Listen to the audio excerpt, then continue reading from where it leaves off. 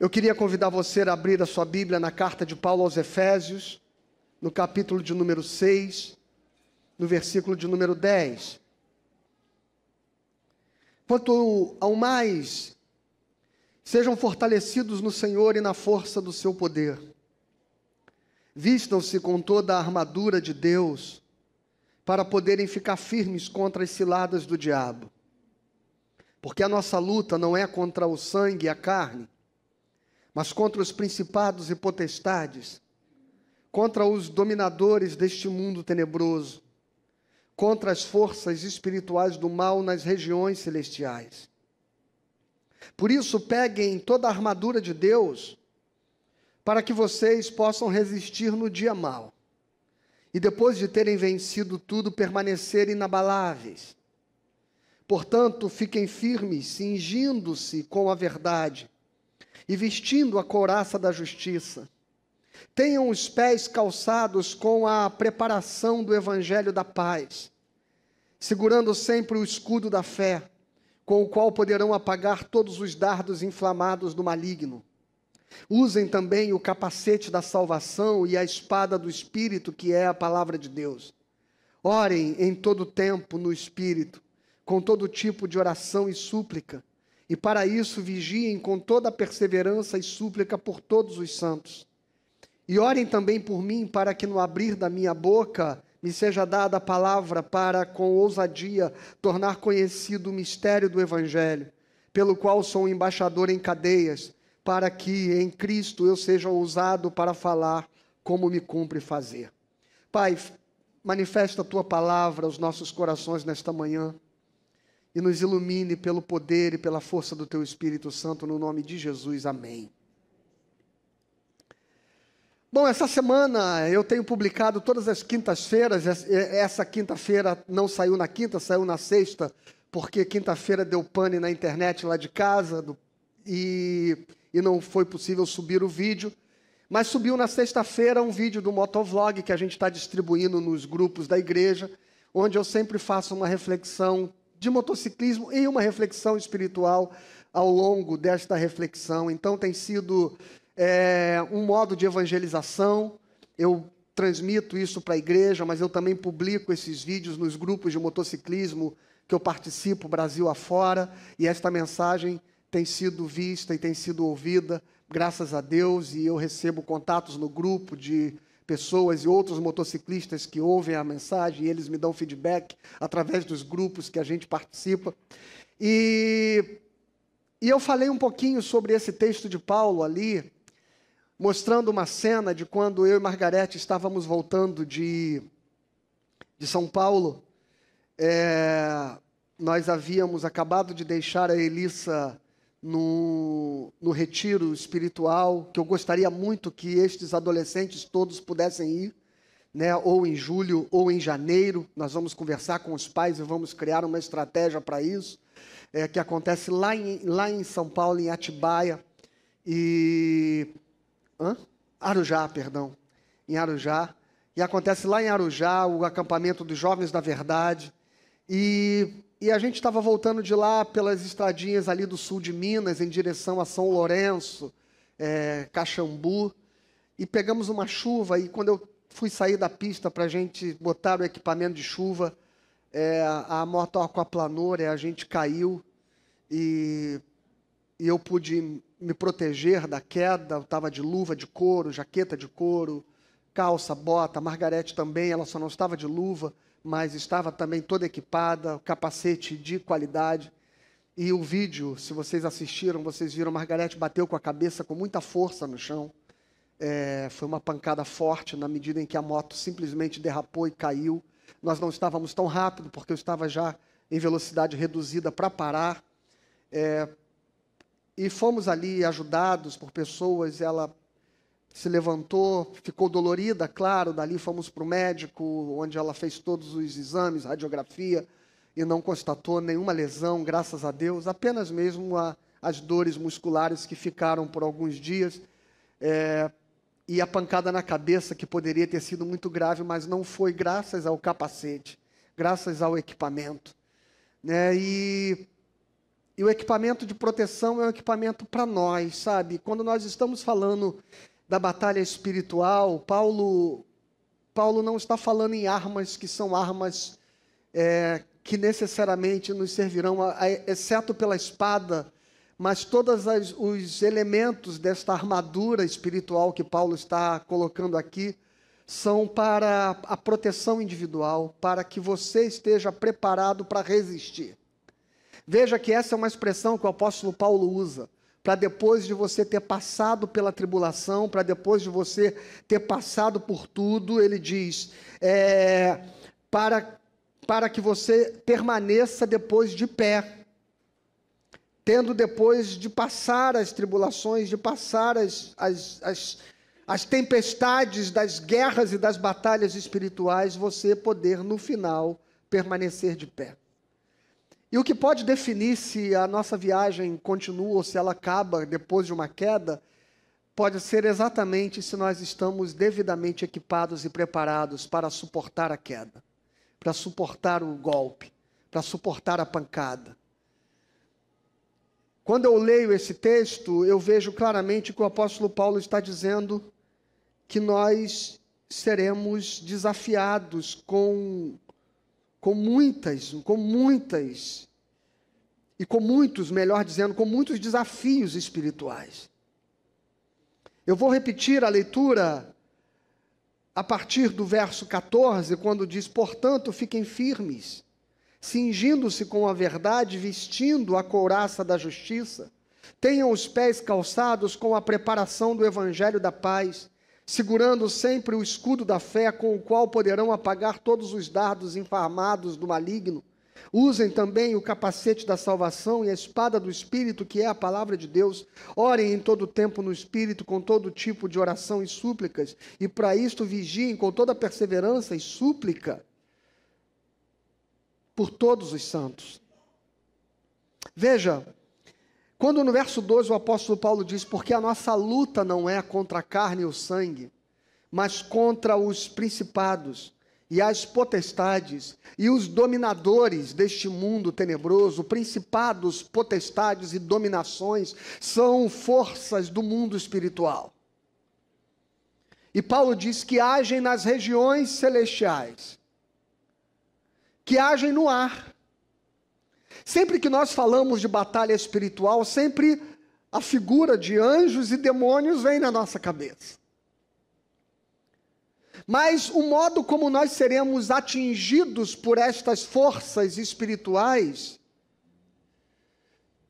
é que nós precisamos refletir.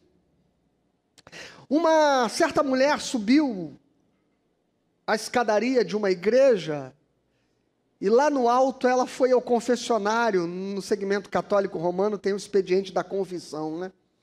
E ela procurou o padre e ela disse: padre, eu pequei. E o padre disse: o que a senhora fez? Ela disse assim: eu espalhei uma fofoca. Eu contei, falei alguma coisa sobre alguém e pior, padre, não era verdade. O que eu faço? O padre falou: minha irmã, você está perdoada, reze 2 Ave Marias, 3 Pai Nossos, mas tem mais uma coisa. E ela falou: só isso, padre? Ele disse: não, tem mais uma coisa. A irmã vai comprar, vai descer, e a irmã vai comprar um travesseiro de penas de ganso.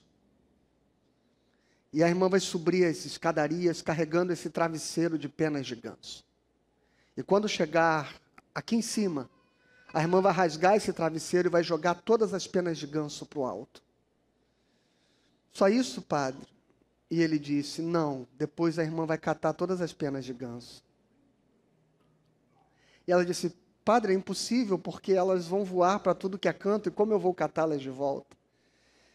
E ele disse: assim são as palavras. Assim são as palavras. Quando ditas, elas ficam no ar. Você já um dia tentou olhar esse texto entendendo que o apóstolo Paulo está falando sobre ataques espirituais que ficam no ar, como palavras, como ideias, como pensamentos, que estas são as armas espirituais que normalmente tentam e mais atingem a nossa vida. Algo que alguém disse a respeito de você. Algo que alguém falou a respeito da sua vida. Uma mentira que contaram. Uma história que foi distorcida. Um mal entendido. E de repente você está atormentado, angustiado. Querendo resolver, querendo colocar em pratos limpos, ao final de contas, você não fez o que disseram, você não é o que estão dizendo a respeito de você, você não é só isso que as pessoas estão pensando de você. Quando eu leio esse texto, eu me vejo olhando para armas espirituais que tentam proteger e que Paulo me oferece para que protejam a minha mente e o meu coração de estar vulnerável exatamente às coisas que mais nos atingem. Palavras, ideias, pensamentos, opiniões. Nós vivemos um tempo, especialmente estes jovens que acabaram de subir para a sua classe, mas muitos de nós também vivemos um tempo de uma sociedade basicamente fundamentada em estética, em aparência. E nós vivemos com a nossa autoestima, sabe, num fio. O que dizem sobre nós nos atinge de um modo como nunca antes. O que falam do nosso corpo, do nosso cabelo, da nossa roupa, do nosso carro, da nossa casa. O que falam do nosso filho. Estas coisas são ferramentas do mundo espiritual que tentam nos destruir, que tentam roubar a nossa paz. E quando a gente pensa em guerra espiritual, a gente fica pensando sempre no mundo etéreo, sabe? Mas esta batalha está aqui. E o problema, e o que o Paulo está tentando nos dizer, é que o problema não são as pessoas. E não precisa ser as pessoas. Hoje nós vivemos um tempo complicado, onde as pessoas brigam e elas se tornam inimigas, porque têm ideias diferentes, pensamentos diferentes. Vejam, nós perdemos a capacidade de lidar com a ideia, de lidar com o pensamento, de lidar com a opinião. E transformamos a ideia, o pensamento e a opinião em algo que faz com que o outro se torne nosso inimigo, nosso adversário. Como pacificar este mundo polarizado de pessoas que estão divididas, de pessoas que se agridem, que se ofendem pelas mínimas coisas?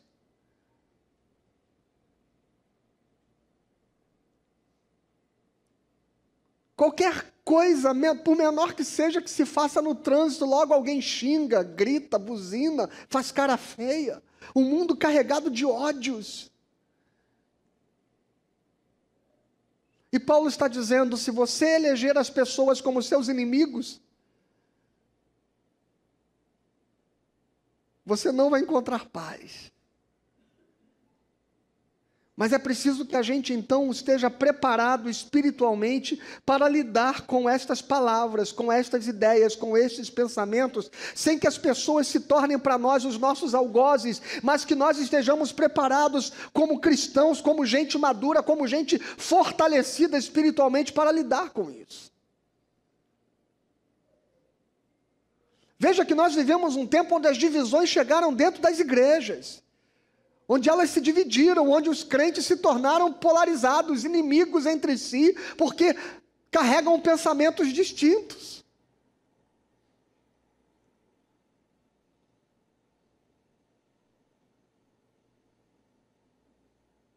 Inimigos no trabalho, inimigos na escola.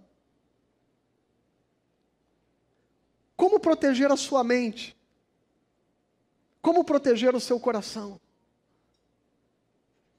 Vamos ao texto, então? Porque Paulo nos diz que há um modo de nós lidarmos com as palavras jogadas ao vento, com os pensamentos soltos no ar, com os dardos inflamados, ou seja, contra as palavras maliciosas, contra as agressões gratuitas. O texto diz, a partir do verso 14, portanto, fiquem firmes, cingindo-se com a verdade. Cingindo-se com a verdade.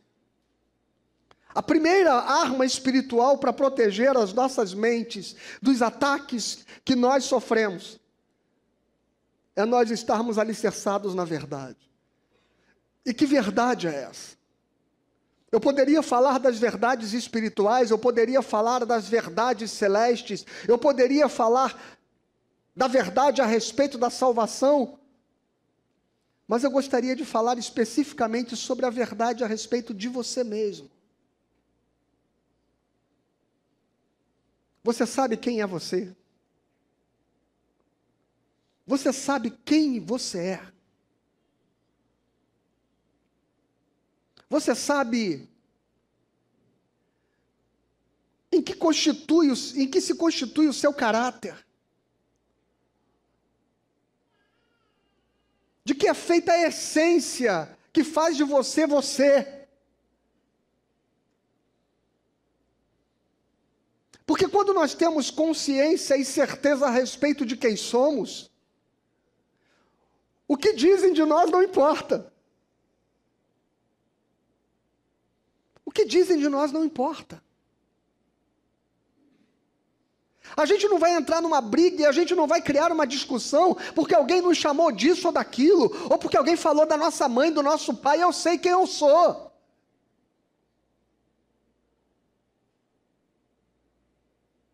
Eu sei qual é a verdade a respeito da minha vida. Eu sei qual é a verdade a respeito da minha história. Você já parou para observar que quando Jesus, ele estava sendo julgado, caluniado, acusado, ele não responde, ele não se ocupa de responder nenhuma das calúnias feitas contra ele. Várias vezes os seus algozes, os seus acusadores fizeram a ele acusações. Pilatos fica abismado porque ele não se defende. Só tem uma resposta que Jesus dá.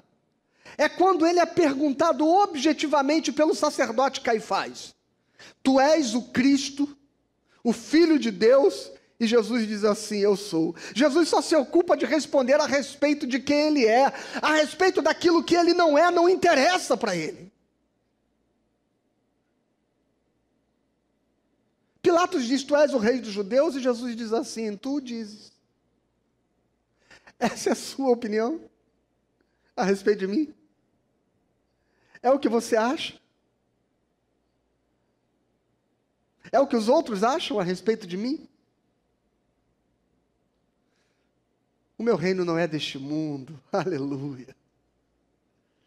O meu reino não é deste. Jesus sabe quem ele é. E na medida em que ele sabe quem ele é, ele não perde tempo com aquilo que pensam sobre ele. Ele não se angustia com aquilo que dizem a respeito dele.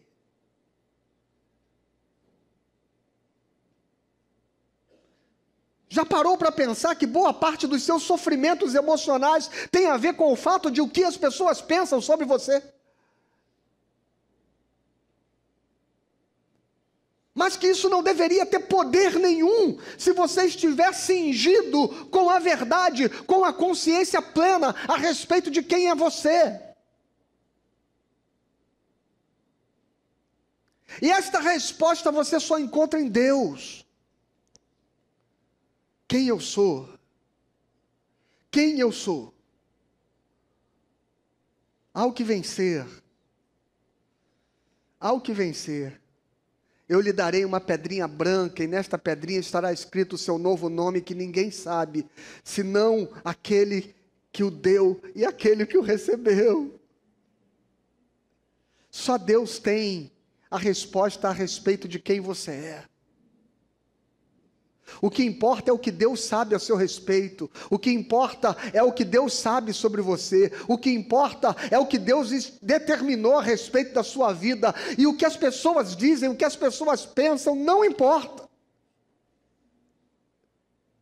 Então você não devia se ocupar e gastar o seu tempo brigando ou se embatendo com os outros por causa do que eles dizem e pensam sobre você. Não importa, estas coisas não devem te atingir se você estiver cingido com a verdade, com a consciência plena do que você sabe que significa ser você.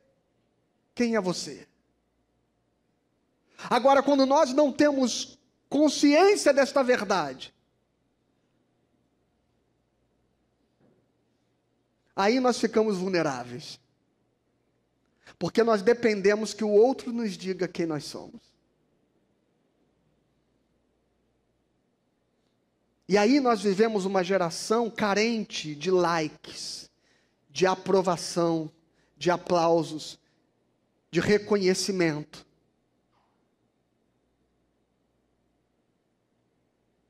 Vivemos reféns do olhar do outro, porque não temos clareza a respeito de quem somos.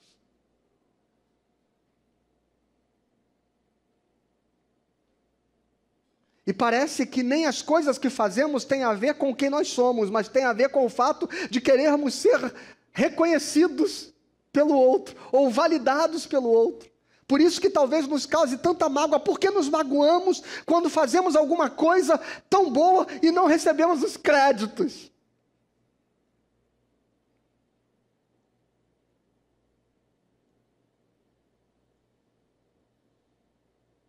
Por que nos magoamos?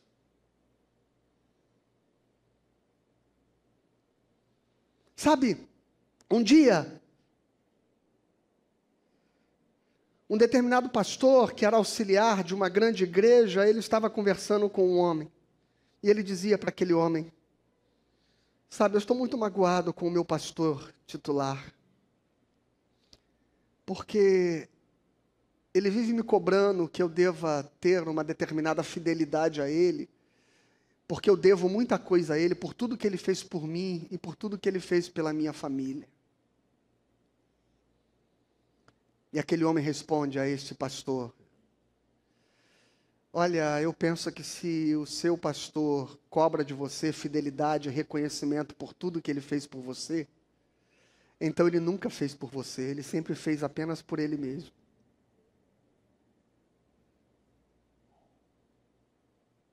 Quando a gente espera ser reconhecido pelo que a gente fez, então a gente não fez aquilo porque é por causa de quem nós somos. A gente fez aquilo porque a gente quer que o outro reconheça quem nós somos. Que o outro reconheça o nosso valor. Mas o seu valor não depende de que o outro reconheça, o seu valor é intrínseco a você. O quanto você vale, o quanto você é especial, o quanto você é uma pessoa boa, o quanto você é uma pessoa decente, o quanto você é uma pessoa honesta, isso tem a ver apenas com quem você é. Não é preciso que ninguém valide isso. A não ser que você tenha dúvidas. A não ser que você não tenha certeza. A não ser que a sua bondade precise de atestado. Porque Jesus fala: não sejam como os fariseus, que querem ser reconhecidos e louvados e exaltados pelo bem que fazem. Quando uma das suas mãos der alguma coisa a alguém, que a sua outra mão nem saiba. Que seja alguma coisa que tenha a ver com você e com o seu desejo de abençoar alguém, e não alguma coisa para você receber aplausos. Veja que a verdade está cingido e ela é a base de toda a armadura espiritual. Por isso que Paulo cita estar cingido com a verdade. Por quê? Ele está olhando para a estrutura do soldado romano. E a primeira coisa que se coloca antes de qualquer peça da armadura é uma túnica que cinge o corpo. Sobre essa túnica será montada toda a estrutura restante da armadura. Por isso que a primeira peça da armadura espiritual é esta túnica, que Paulo chama de cingidos com a verdade. Tudo mais que diz respeito à nossa experiência espiritual, à nossa saúde mental, à nossa saúde emocional, está voltado para o fato de nós termos consciência plena da verdade. Conhecereis a verdade, e a verdade vos libertará. Conhecer a verdade a respeito de si mesmo significa ser livre, livre de estar preso ao outro, livre de estar preso ao olhar do outro, livre de estar preso à opinião do outro. Conhecer a verdade a respeito de si mesmo significa ter clareza a respeito de quem você é, sem que isso dependa de ser validado por quem quer que seja. E portanto, se as pessoas não reconhecerem, se as pessoas não te aplaudirem, se as pessoas não te elogiarem, ou se as pessoas não falarem bem de você, ou pior, se elas ao contrário falarem mal, distorcerem e mentirem a seu respeito, nada muda, porque você está cingido com a sua verdade. Busque saber efetivamente quem você é.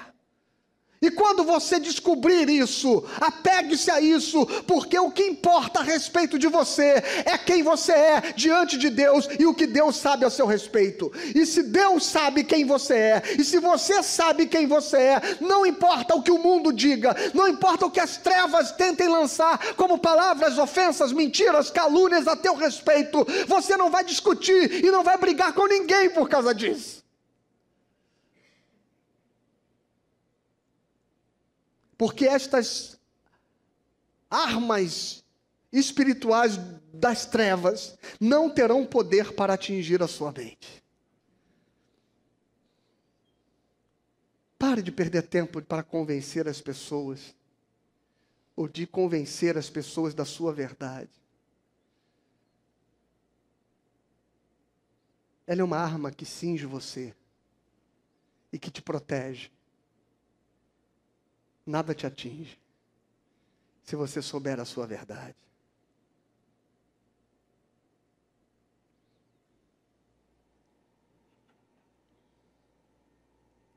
A segunda coisa que o apóstolo Paulo diz é: vestindo a couraça da justiça. Vestindo a couraça da justiça. Sabe, uma das mais poderosas forças espirituais que nos aprisionam é a culpa. Culpa. Veja, na primeira peça desta armadura nós estávamos falando de insegurança. A insegurança a respeito de quem você é. Na segunda peça da armadura, nós estamos falando de culpa. Cingindo-vos com a verdade, vestindo a couraça. Lembra, já viu em filme um soldado romano? Aquela peça de couro que cobre todo o seu tronco, tórax, desce até o abdômen. É desta peça da roupa romana que o apóstolo Paulo está dizendo. E ele chama na armadura espiritual de couraça da justiça. É preciso que nós entendamos, toda vez que você encontrar a respeito de justiça no Novo Testamento, na maioria das vezes não vai estar falando de justiça social, ainda que o Evangelho seja profundamente enraizado em justiça social. Mas no âmbito da espiritualidade, a palavra justiça se refere a justiça que vem por intermédio da fé. A justiça que significa o modo como nós fomos justificados. Na semana passada nós falamos sobre o que significa ser justificado. Ser justificado significa ser liberto de toda acusação. Não há mais acusação. Portanto, se não há acusação, não há culpa. Não há que se viver com culpas. As culpas são grilhões, correntes, âncoras que nos mantêm presos ao passado.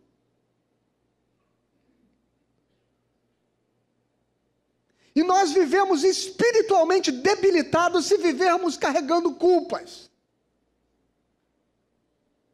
Culpas como pais, culpas como cidadãos, culpas como pessoas. É claro que nós cometemos muitos erros. E é claro que muitos dos nossos erros são consequentes.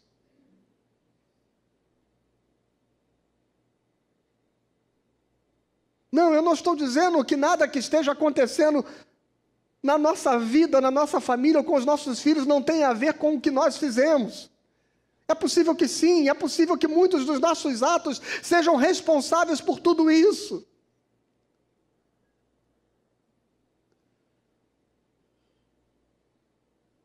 Mas se você ficar preso a estas culpas, você continuará preso ao passado e fechará a porta do futuro e da possibilidade daquilo que Deus pode fazer na sua vida daqui para frente. Você errou. Que pena. Você falhou.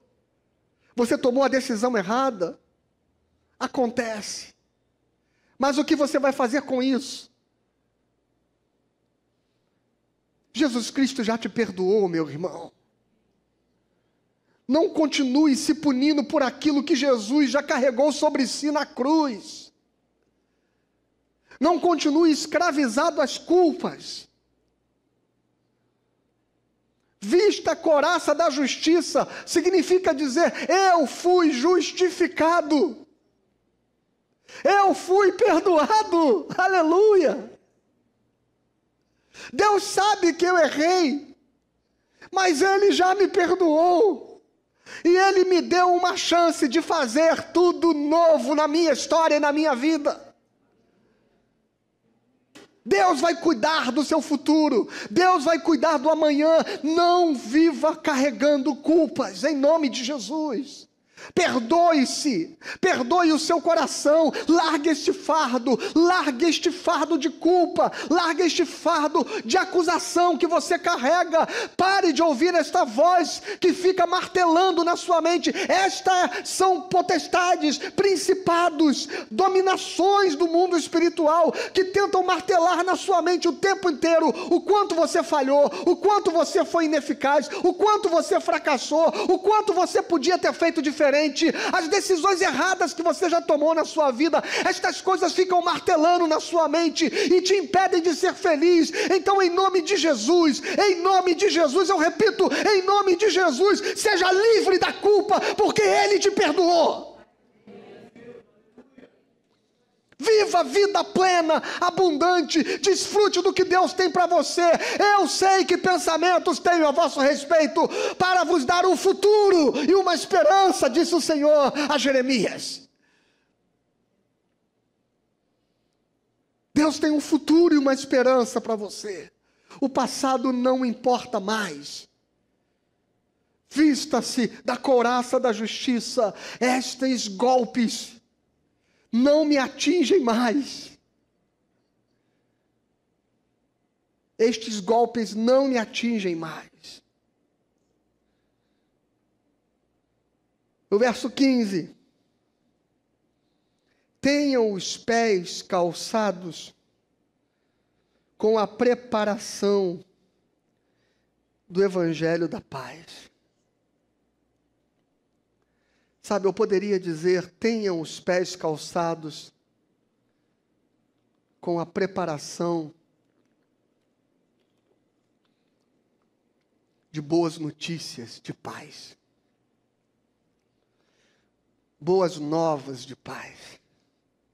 Evangelho é notícia boa. Evangelho é notícia boa.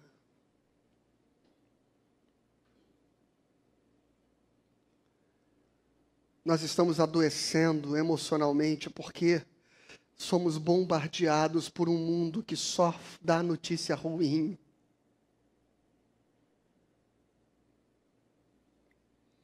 E nós somos tomados de pessimismo.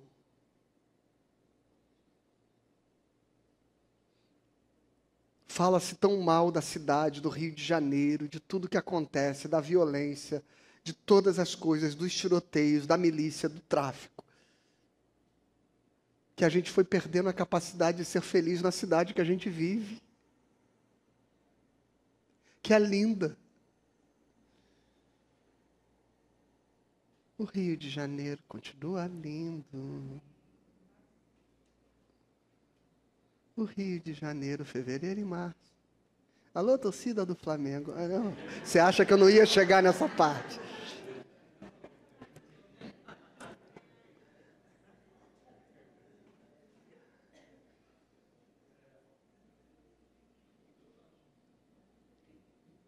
A gente perdeu a capacidade de ser feliz.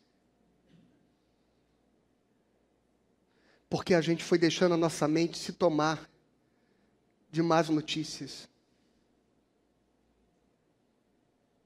O tempo inteiro, o que se destaca são as más notícias. E nós nos tornamos reclamadores, murmuradores.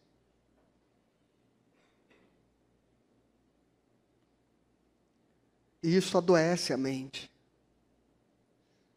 Isso adoece o coração. Cada vez que nós murmuramos, cada vez que nós reclamamos, cada vez que nós somos tomados de pessimismo, nossa mente vai sendo reprogramada e vai perdendo a capacidade de enxergar beleza nas coisas.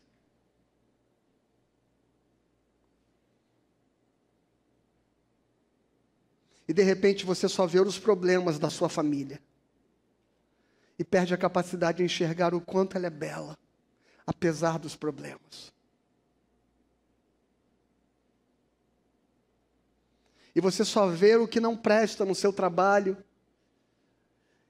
E perde a capacidade de ver quanta coisa legal acontece lá.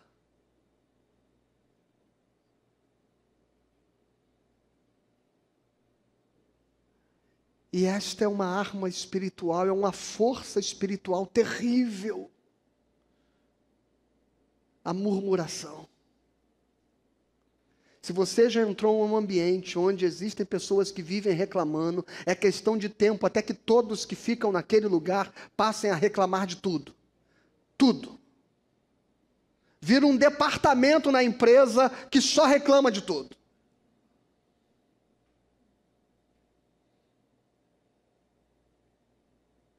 Vira um grupinho na igreja que só reclama de tudo. Não importa o que de bom aconteça. Quando eles se encontram, eles reclamam.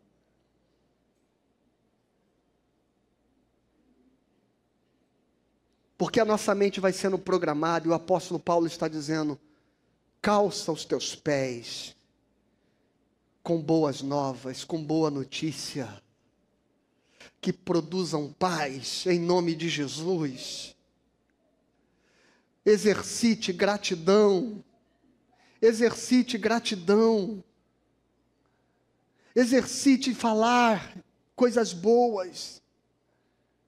Exercite capturar o melhor que você puder ver, mesmo nas piores circunstâncias.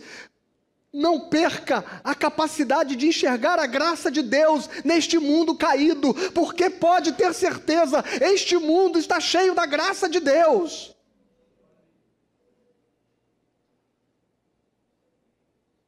Há muita bondade por aí, há muita beleza por aí, há muita solidariedade por aí. Os maus, não, eles não são a maioria. O problema é que eles falam mais alto.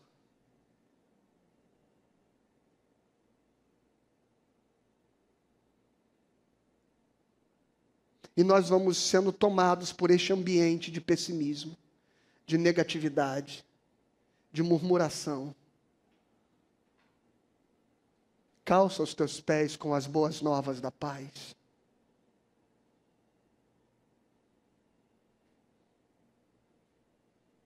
Eu lembro que eu tive um gerente, eu aprendi muito com ele, que a gente vivia um momento muito turbulento, né? E a equipe tinha muitas desavenças, né? Eram 3 equipes distintas, todas respondendo ao mesmo gerente. E toda hora alguém entrava na sala dele para falar mal de alguém. Eu mesmo, em dados momentos, várias vezes entrei lá para reclamar de alguém. E um dia ele reuniu a equipe toda. Ele disse assim: chega. Quem entrar na minha sala a partir de hoje para falar de qualquer colega, antes de fazer a primeira crítica, vai ter que fazer 3 elogios. Virou uma regra. Eu quero reclamar de alguma coisa, então fale 3 coisas boas antes. O exercício de você tentar enxergar o que há de bom no outro faz com que a gente aprenda que aquilo que está errado importa muito pouco. Importa muito pouco. Eu tenho certeza que se você começar a tentar enxergar tudo o que há de beleza no seu cônjuge, por exemplo, você vai perceber que as coisas que você reclama são pequenas demais comparado a tudo de bom.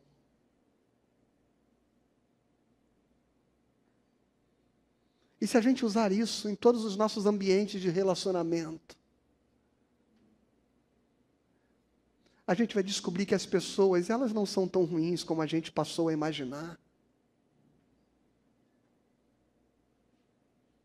A gente vai começar a vencer estas armadilhas espirituais, irmãos, que levam a gente só a enxergar o negativo do outro, o que há de pior no outro. E a gente vai começar a enxergar coisas boas, porque nós estaremos com os pés calçados com as boas novas da paz. E ele continua dizendo, no verso 16, segurando sempre o escudo da fé, com o qual, veja que é a única das armas que Paulo especifica a sua finalidade, com o qual poderão apagar todos os dardos inflamados do maligno. O escudo romano, ele era feito de madeira, a maioria deles, não de metal, mas de madeira. E eles eram feitos revestidos com couro, muitas vezes tratado com determinados produtos, que quando aquelas flechas, dardos inflamados, já viram aquelas flechas incendiárias que se lança com a ponta pegando fogo? É disso que Paulo está falando. E quando aquelas flechas incendiárias, elas cravavam no escudo de um soldado romano, o fogo não se espalhava pela madeira do escudo, ele tinha capacidade de contê-lo. Veja, é esta figura que Paulo está usando para dizer, segurando sempre firme o escudo da fé. Mais uma vez, fé, quando a gente fala de fé, a gente logo pensa na crença em Deus. Mas fé tem um significado muito mais amplo do que apenas a crença em Deus. Fé é o firme fundamento daquilo que é verdadeiro. Fé é o firme fundamento daquilo que é verdadeiro. Vem da palavra grega pistis.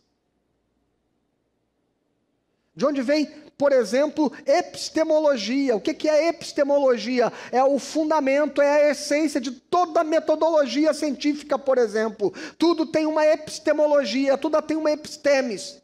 E fé vem deste radical, daquilo que é a essência da verdade. Mais uma vez, a verdade é trazida para o discurso de Paulo ao dizer, segurando sempre firme o escudo da fé, com o qual vocês poderão apagar os dardos inflamados de Satanás. Sabe, uma das maiores armas que nós temos para a nossa defesa e para manter a nossa mente saudável e para não nos metermos em confusão, é a gente não propagar fogo.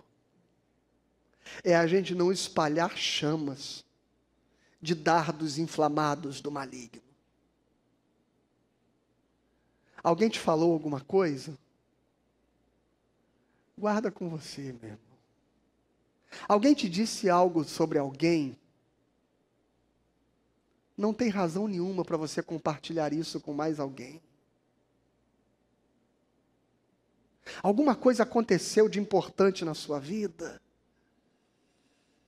Alguma coisa séria que você sofreu, que alguém te fez? Trata com a pessoa. Não tem razão nenhuma de você dizer para A, para B, para C. Quando nós não espalhamos as chamas dos dardos inflamados do diabo, nós evitamos que a gente se meta em muitas confusões.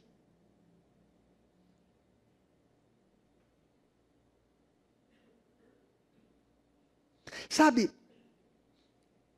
ainda bem que na Bíblia está escrito assim: os mentirosos não herdarão o reino dos céus, os homicidas, os ladrões. Se tivesse escrito os fofoqueiros, olha, eu acho que muita gente ia estar em más lençóis.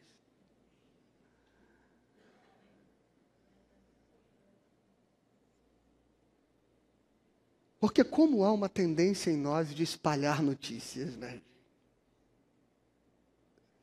É legal que o escudo está logo depois do propagar as boas novas, né? O crente é aquele que quando recebe um dardo inflamado, ele não espalha. Essa é uma arma espiritual, irmãos, que mantém a paz, que mantém a saúde dos relacionamentos, que mantém o nosso equilíbrio emocional, psíquico. Não espalha. Não comenta. Sabe o que fulano me disse? Sabe o que aconteceu com cicrano?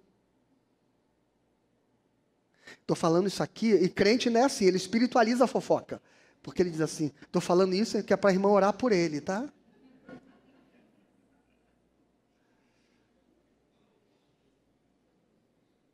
Não espalha. Vista, segure e sempre firme o escudo da fé, com o qual você vai apagar os dardos inflamados no maligno. As chamas não espalham. Verso 17: usem também o capacete da salvação. O capacete da salvação. Sabe, eu falei de culpa, mas uma das maiores, ao lado da culpa, uma outra grande força espiritual que tenta nos impedir é o medo. Aliás, culpa e medo são as principais armas do diabo contra nós. E quando Paulo fala de você colocar o capacete da salvação,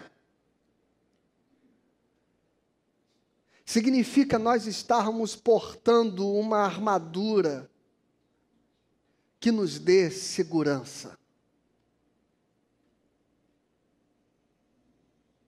Você sabe em Deus qual é o destino eterno da sua vida. Há uma discussão teológica entre arminianos e calvinistas, se salvação se perde ou não se perde. Essa discussão é tão inútil, tão inútil. Porque a gente sempre olha a salvação como sendo aquele negócio de ir para o céu e não ir para o inferno, né? Salvação, eu vou para o céu, não vou para o inferno.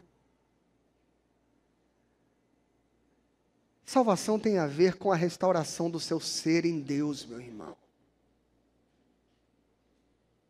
Veja, salvação não é alguma coisa que vai acontecer quando você morrer ou quando Jesus voltar. Salvação é algo que está em processo na sua vida. Ou você nunca leu o que a Bíblia diz: desenvolvei a vossa salvação. Já leram? Desenvolvei a vossa salvação. Salvação é alguma coisa que está processualmente acontecendo em nós todos os dias. Como eu disse aqui há alguns dias, salvos da alienação de Deus, salvos da alienação do outro, salvos da alienação de si mesmo e salvos da alienação da criação. Nós estamos sendo salvos de todo egoísmo, nós estamos sendo salvos de toda soberba, nós estamos sendo salvos a todo instante do homem velho para se instaurar um novo ser em nós. Nós estamos desenvolvendo a nossa salvação e em quem quer que esta salvação esteja sendo desenvolvida, este está salvo e sendo salvo. E em quem esta salvação não se desenvolve, então este não está sendo salvo.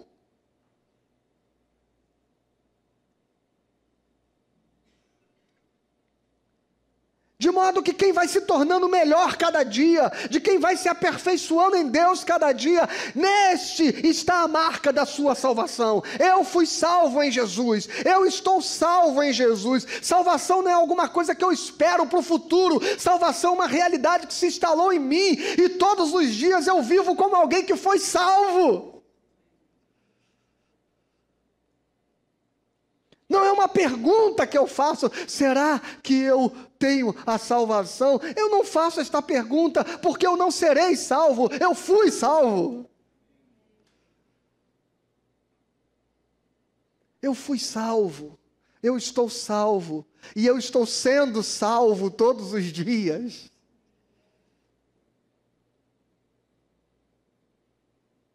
E eu não tenho medo do meu amanhã. Eu não tenho medo do meu futuro, e eu não tenho medo do meu destino eterno, porque a minha mente está segura de que eu fui salvo por Jesus Cristo na cruz.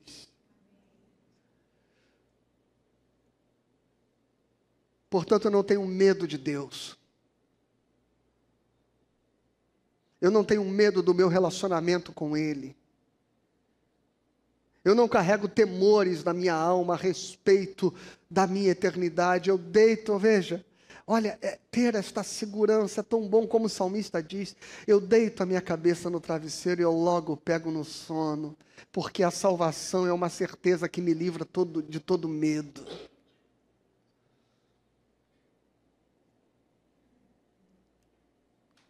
E por último, estou no verso 17, parte B. E a espada do Espírito, que é a palavra de Deus. O gládio, o nome da espada de um soldado romano é gládio. Ele tem mais ou menos 60 centímetros, não é uma espada longa, né? Não é daquelas espadas que a gente vê nos cavaleiros medievais, né? Daqueles golpes longos assim, daquela espada enorme. Não, não é daquela. O gládio, ele tinha mais ou menos 60 centímetros. Segurava-se, ele era de fácil manuseio. Ele não tinha o objetivo de golpear. Não, a espada medieval ela era para golpear. O gládio romano não era para golpear. O gládio romano não era para duelar. O gládio romano tinha um único objetivo: enxergar a fresta, a fissura, o ponto frágil na armadura do adversário e dar um único golpe fatal. Um único golpe fatal. Era por isso que era uma espada pequena, de fácil manuseio e de altíssima penetração. Quando nós lemos Paulo falando, é curioso, né, que todas as peças da armadura espiritual que Paulo coloca, elas são armas de defesa. Mas quando nós vemos Paulo falar do gládio, parece que ele está falando de uma arma de ataque. Mas eu sempre gosto de olhar a palavra de Deus como uma arma que eu uso para aperfeiçoar a minha vida e não para atacar o outro. Como tem gente que usa a palavra de Deus para atacar o outro, para ferir o outro, para atingir o outro. E o crente tem uma mania feia de querer ficar dando lição de moral nas pessoas. Mas quando eu olho a palavra de Deus, eu olho como ela tendo uma função fundamental de operar em mim mesmo.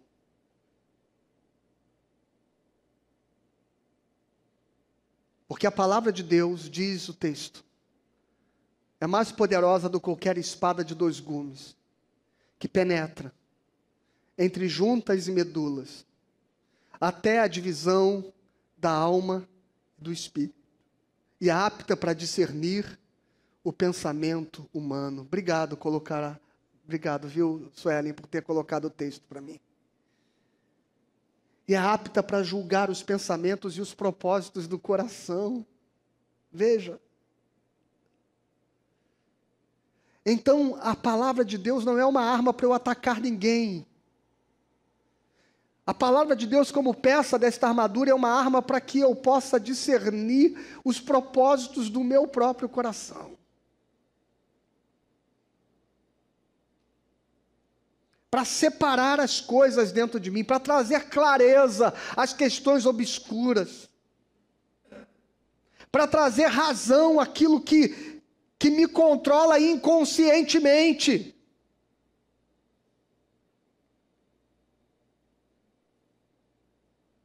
E a palavra de Deus vai ser esta arma, que ao lê-la, eu serei por ela exercitado nesta forma de pensar, neste modo de saber a respeito de mim. Veja, se nós começamos o texto dizendo que conhecer a verdade significa conhecer a respeito de si mesmo, nós terminamos essa armadura de Deus entendendo que a palavra de Deus é a espada que penetra o meu coração e que me dá consciência a respeito de quem eu sou.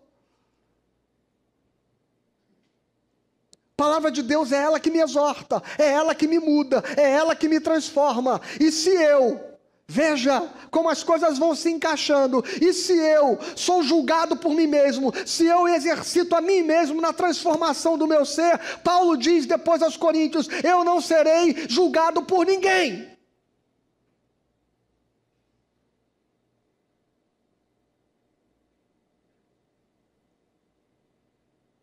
Às vezes eu digo às pessoas, se você ouvir alguém falando mal de mim, vem perguntar para mim, porque eu sei sobre mim coisas muito piores do que essa pessoa te falou. Eu sou muito pior, talvez, do que ela disse para você. Porque eu busco ter clareza a respeito de quem eu sou. E o que nos dá clareza a respeito de quem nós somos é a palavra de Deus. Coloca de novo o verso, Suelen. Obrigado mais uma vez. Veja. Ela penetra até o ponto de dividir alma e espírito. Até o ponto de tratar do consciente e do inconsciente. Juntas e medulas, e é apta para julgar os pensamentos e os propósitos do coração. A palavra de Deus me ajuda a julgar os meus pensamentos, julgar as minhas intenções.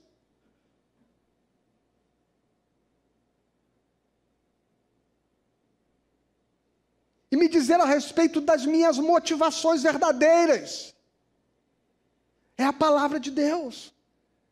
Então, todas as armas que nós estamos vendo nesta armadura espiritual, elas têm o poder de preparar o seu coração para não estar vulnerável a todo e qualquer ataque externo, por palavras, por pensamentos, por opiniões, por acusações. Nenhuma voz deste mundo terreno ou do mundo espiritual que venha contra você terá poder sobre a sua vida se você estiver revestido com estas armaduras espirituais. E Paulo termina, e eu queria terminar do mesmo jeito, dizendo: orem em todo tempo no Espírito, com todo tipo de oração e súplica. E para isso vigiem com toda perseverança e súplica por todos os santos.